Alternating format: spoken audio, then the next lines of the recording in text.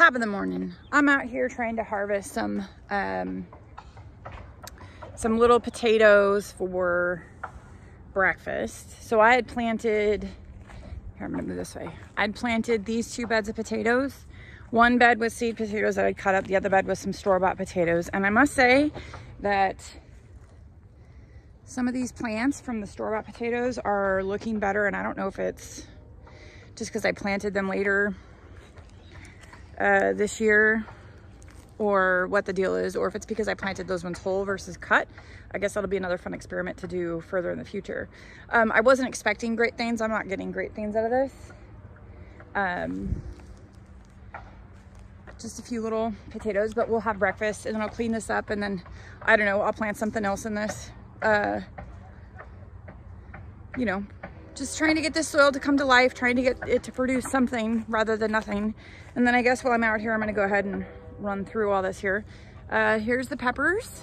They don't look, some of them look really fantastic. Some of them do not look fantastic. Out of all the Brussels sprouts, I don't know how to turn that around. Out of all the Brussels sprouts, I've just got a couple, but that's okay. If I get any Brussels sprouts out of it, I'm gonna be happy. I put some squash out here in the end. They have finally decided to start growing. I don't even remember what this one is, but it's growing. It's got a nice long vine. There's a few other plants in there. We'll see if they take off. I have really been struggling with green beans.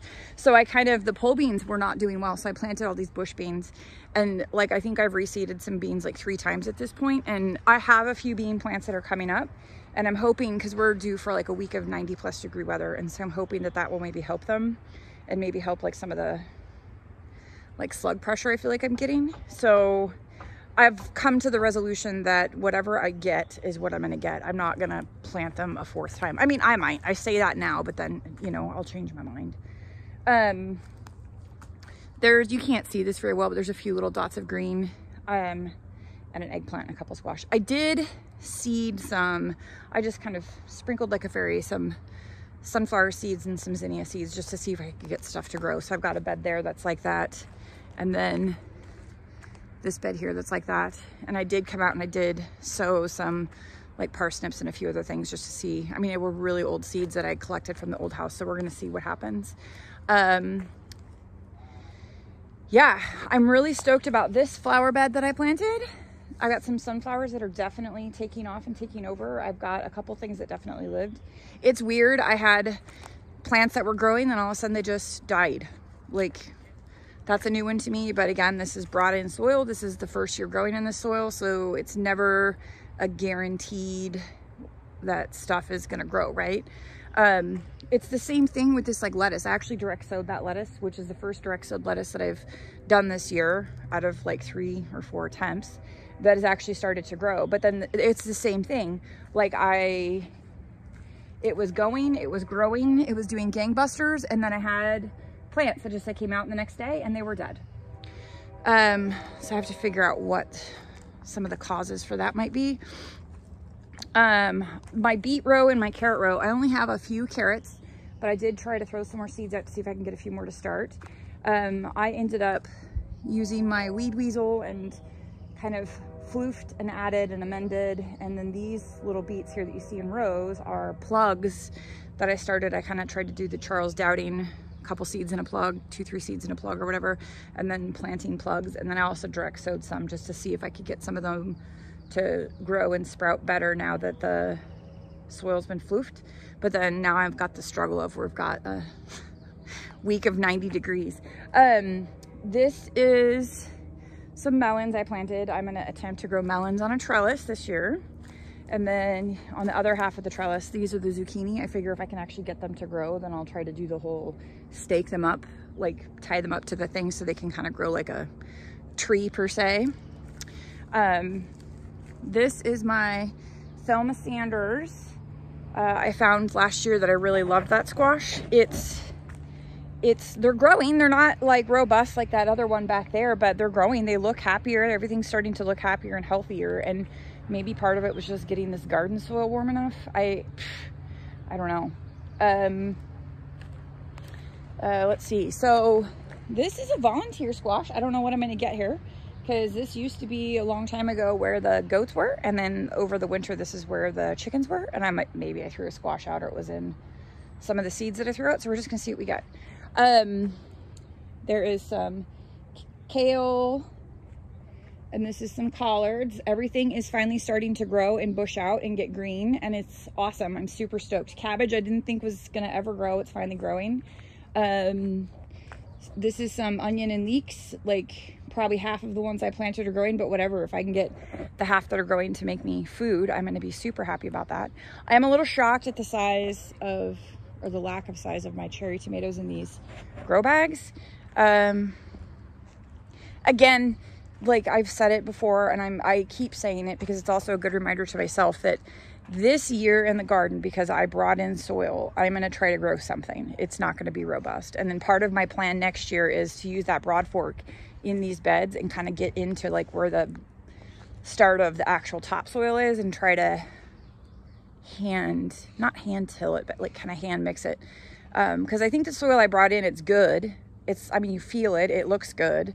It's just some of the stuff, the first load that I got, which was the 12-yard dump truck load, it was really like chunky and clumpy.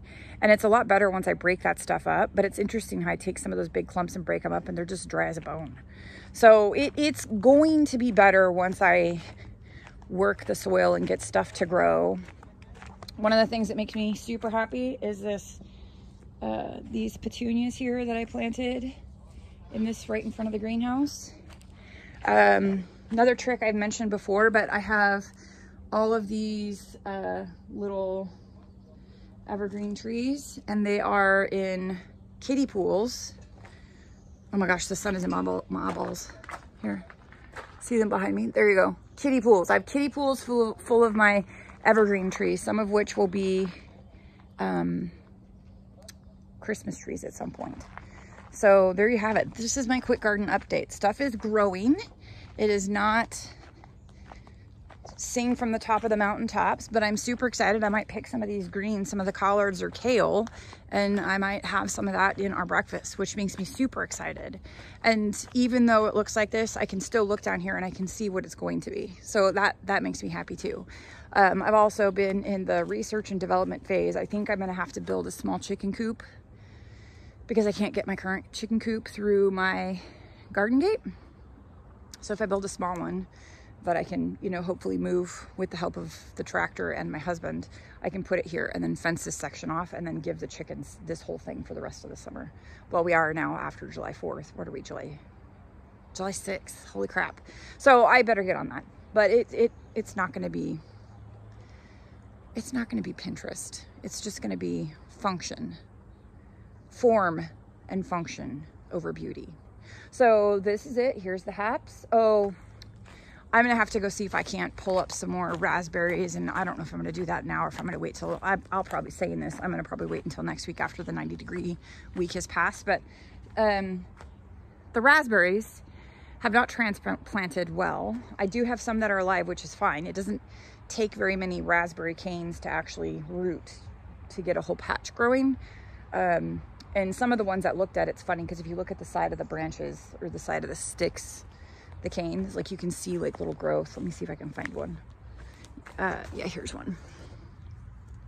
See, you can see some growth there. It's kind of wilty growth, and it's probably half from the heat. So we're just gonna baby this. I might pull some more from over there because I still have some over there, and I might plug in a few more. But I definitely have, let's see what in this one, like 4 or 5 that are alive, and that is all it's going to take to start a raspberry patch. It'll be slower than what I was hoping for, but that's all it's going to take to start a raspberry patch. I will say too that the blueberries back here, like they look heaps happier since I've moved them. Like what's crazy is, let me turn this around. See, you see all this? This is all new growth, like all these new canes. Like look at how healthy and happy these look. And that's all been since I've moved this. So I would say that the blueberries like their new spot. And I will also say that it's amazing to me. I'm actually getting berries this year. So it's amazing to me how many of these probably got eaten off and munched on by the deer. So, and maybe that's maybe that was half the problem, is keeping the deer off them. Now the next thing will be keeping the birds off the berries. The birds off the berries. Oh, something else. So I had apple trees that were sitting in pots, and I kept telling them, I'm gonna plant you. So I planted them on the other side of the garden fence, but there's 4 little apple trees here, and that's the last one right over there. You can't see them super well through the fence because they're just wee little stick things, but they are planted, and I'm very happy about that. It's okay if the deer help me keep them pruned, but this is kind of the start of a little fruit tree situation.